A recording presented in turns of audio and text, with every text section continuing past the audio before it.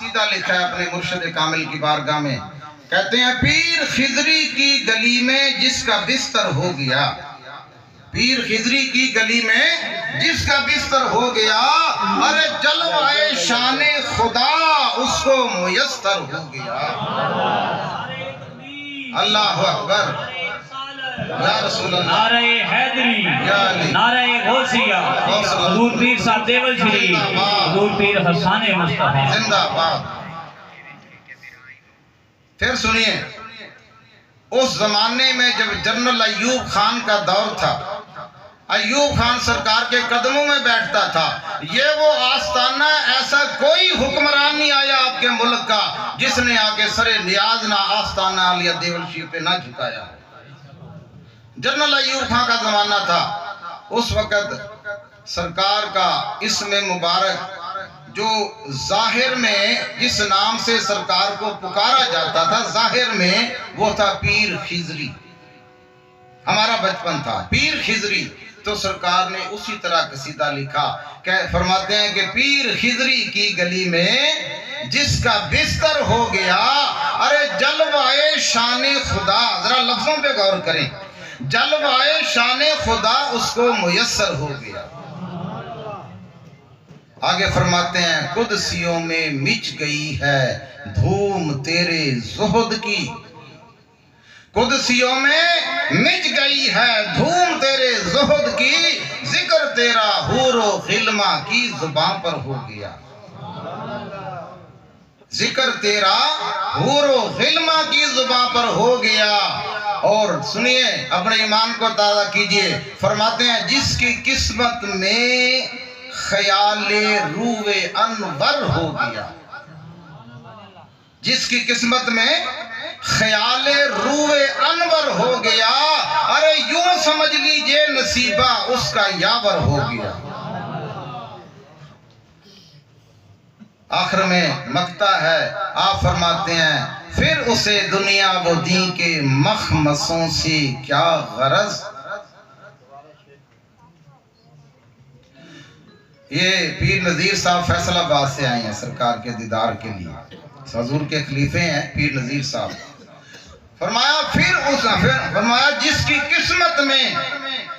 قسمت میں خیال روح انور ہو گیا، یوں سمجھ لیجئے نصیبہ اس کا یاور ہو گیا۔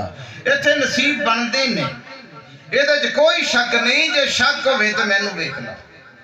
جادو وہ جو سر چڑھ کے بولے، میرے دوست، میرے احباب، میرے پیر بھائی، پرانے تو نئے جو لوگ آئے ہیں کچھ نصیب ان کو تو نہیں پتا، بہت پرانے یہاں بیٹھے ہیں جو میری حیثیت کو جانتے ہیں، مگر یاد رکھیں یہ وہ آستانہ جہاں جو بھی آیا اس نے مانگا یا نہیں مانگا، انہوں نے نواز دیا۔ میں یہ بتایا کرتا ہوں فخر کے ساتھ، ابھی جب سرکار جلوہ گر ہوئے تو آپ سرکار نے فرمایا میرے دادا جان کے ساتھ آپ کیسے رہا کرتے تھے؟ میں نے کہا حضور بیان کرنے سے تو نہیں، ادا کرنے سے پتہ لگتا ہے۔ میں وہ ادا جو کوشش کروں گا اس طرح جو ہے نا آپ کے ساتھ جو ہے نا آپ کی پاک بارگاہ میں پیش ہونے کی، جس طرح ان کی بارگاہ میں ہوتا تھا آپ کے دادا حضور، اس طرح۔ تو جیسے میں نے پہلے دن چلنا شروع کیا، دوسرا گزرا، تیسرا گزرا، چوتھا گزرا، ذرا توجہ کرنا، دل کی کان کھول کے میری بات سننا۔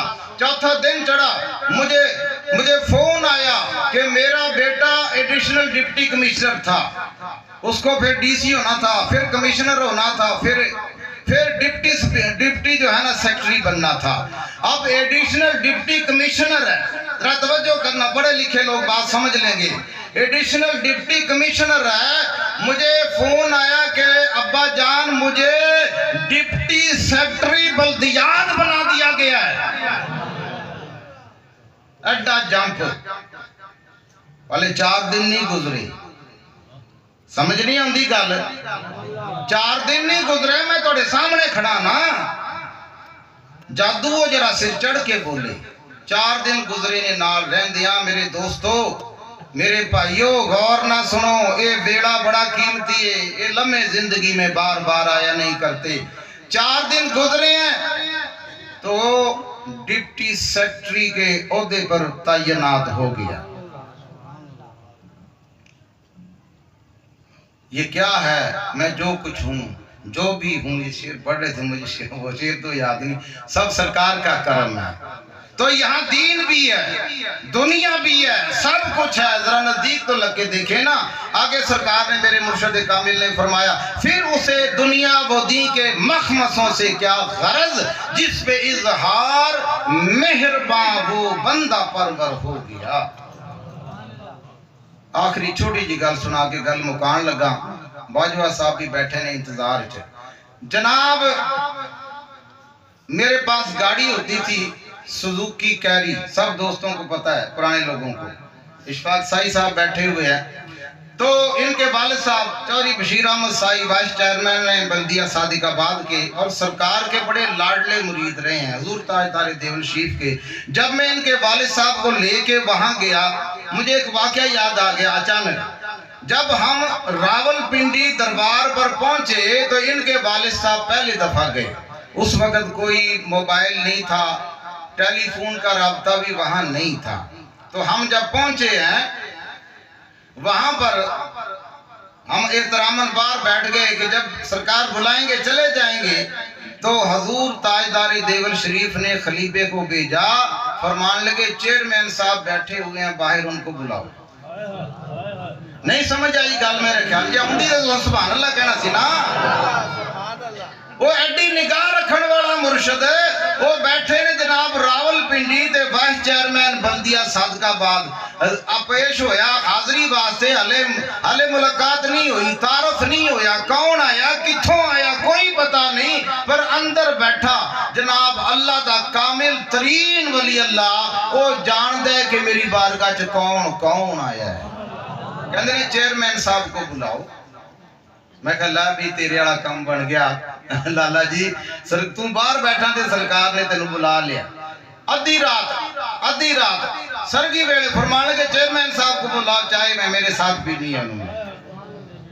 سرگی ویلے کیوں رات میں جو اسی پہنچے. تو محترم دوست اور بزرگوں میں آخر میں 2 منٹ میں بات ختم کرنا چاہ رہا ہوں ٹائم بڑا ہو گیا ہے. سوزوکی کیری ڈبہ میری گاڑی تھی. میں آمد پر لمبے روڈ پہ چڑھا. صبح کا وقت تھا 10 بجے کا. کارٹن فیکٹری ہے بائی پاس سے یعنی تاج چوک سے ہو رہے نا کارٹن فیکٹری ہے. پہلے پتلا سا چھوٹا سا روڈ ہوتا تھا بائی پاس نہیں بنا تھا. 1997 کی بات کر رہا ہوں. کتنی 1997 کی. تو آگے موڑ تھا. تو میں جو تھا نا آگے سے میں نے کوسٹر آتے ہوئے دیکھی. اندھا موڑ تھا یہ نا جہاں پر بائی پاس ہے.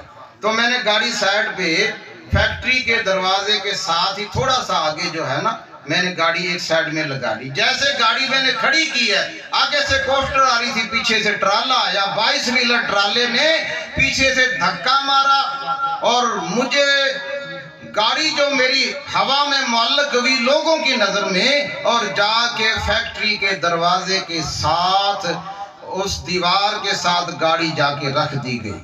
اب لوگ کہہ رہے ہیں جی زمین پر بھی نشان نہیں ہے. ذرا توجہ سے سننا. اب گاڑی کا دائیں سائیڈ کا آدھا حصہ کریش ہو گیا. سینٹر گیٹ تک گاڑی کریش ہو گئی. میں گاڑی میں ڈرائیورنگ کر رہا تھا. میری سیٹ کے جو پائپ تھا وہ 3 ٹکڑے ہو گئے. اس کے لوہے کے پائپ کے 3 ٹکڑے ہو گئے. گاڑی رکھی گئی. لوگ بھاگے ہوئے آئے. ٹرالے نے ٹکر ماری ہے بچا تو کچھ نہیں ہوگا. لیکن میں باہر نکلا تو مجھے یقین کرے میں اللہ کی قسم کھا کے کہتا ہوں مجھے کانٹے جتنی بھی تکلیف نہیں آئی. وجہ کیا تھی نظارہ کیا تھا. پھر لوگ کہہ رہے ہیں جی گڈی انی دور گئی 40 فٹ کھڈے ٹپ کے دیوار دے نال رکھی گئی. جے تیزی نہ ہوندی تے دیوار چ وجدی. دیوار چ بھی نہیں وجی. اب یہ جب سوال پیدا ہوا یہ بات سنانے والی ہے. تو جناب علی جب ٹرالے نے پیچھے سے مجھے ٹکر دی ہے تو میں نے ایک نظارہ دیکھا. میرے مرشد کامل ظاہر ہوئے اور ایک ہاتھ اپنے ٹرالے کو دیا ہوا ہے. ایک ہاتھ سے میری گاڑی اٹھا کے سائیڈ میں رکھ دی. میری آپ بیتی ہے. ایک ہاتھ سے گاڑی اٹھا کے فیکٹری کی طرف سائیڈ پہ رکھ دی اور پیچھے سے جناب اس کو بھی روک دیا. تو یہ کون تھے جن کے مزار اقدس پہ آپ موجود ہیں. ارے ذرا توجہ کرنا یہ حضور پیر صاحب دیول شریف کے فیض یافتہ ہیں. سرکار کے مرید ہیں، خلیفہ اعظم ہیں. آپ ساری عمر کہا کرتے تھے میں ان کا ادنا غلام ہوں. پھر مجھے کہنے دے جن کے غلاموں کا یہ مقام ہے اس آقا کا کیا مقام ہوگا. دوستو خوش نصیب ہیں ہمیں یہ نسبت ملی ہے. اس کی قدر کریں، قدر کریں. مرنے سے پہلے قدر کر لیں، بعد میں کوئی فائدہ نہیں ہوگا. میں یہ عرض کر رہا تھا اے کہ آمدنت باعث آبادی ماں. میں حضور کی بارگاہ میں عرض کرتا ہوں تمام دوستوں کی طرف سے اہلاً و سہلاً مرحبا یا سیدی، اہلاً و سہلاً مرحبا. اے کہ آمدنت باعث آبادی ماں، یہ فارسی کا ایک شعر کا ایک مصرع ہے. اس کا مطلب یہ ہے کہ اے میرے محبوب تیرا آنا میری زندگی کا باعث ہے. تیرا آنا، تیری مبارک آمد جو ہے یہ میری زندگی کا باعث ہے. تو حضور کا یہاں جلوہ گر ہونا، ہم سب کو دیدار بخشنا، کرم نوازی فرمانا، یہ آپ کا احسان عظیم ہے. ان لمحوں کی قدر کریں، ایسا مرشد نہیں ملے گا. ہماری زندگی کا پتہ نہیں، ہم تو بونس میں جا رہے ہیں. جو نئی نسل اب سرکار کے ساتھ وابستہ ہوئی ہے یا ہو رہی ہے وہ یاد رکھیں، آپ زمانہ پھر لیں، ایسا نہیں ملے گا.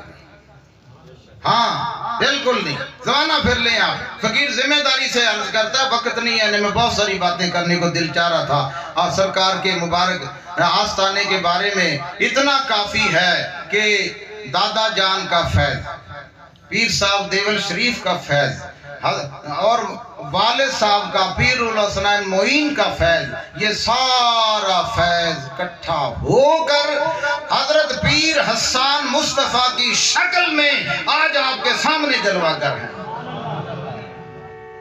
تو محترم دوست اور بزرگوں، آخر میں اللہ کی بارگاہ میں التجا ہے اللہ پاک ہمیں با ادب رکھے، ان کے قدموں میں رکھے، قدموں سے لگائے رکھے.